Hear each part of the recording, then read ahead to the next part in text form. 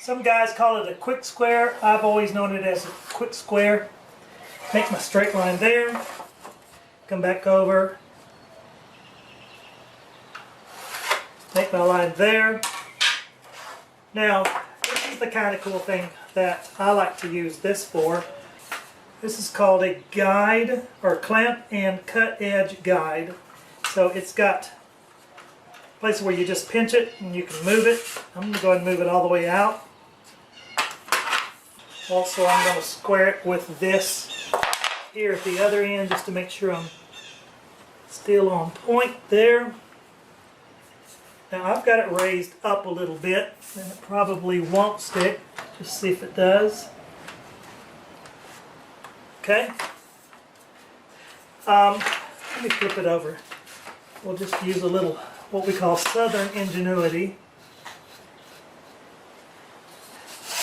The way to overcome that is to do the same thing down here where I can get my point of reference.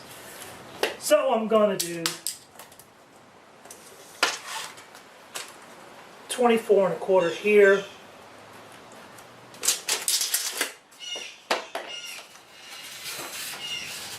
Use this as my point of reference.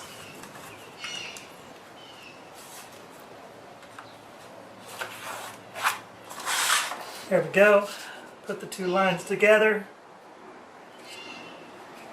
Sometimes you can use this on a table and it will work when it's elevated. I'm not there, so I'm just going to line this up completely on this one edge,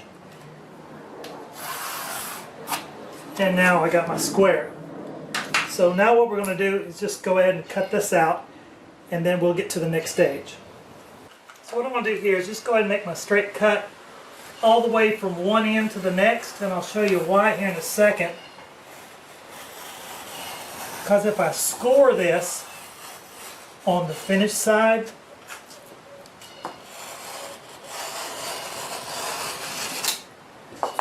I can pop this, and so I don't have to make a lot of cutouts.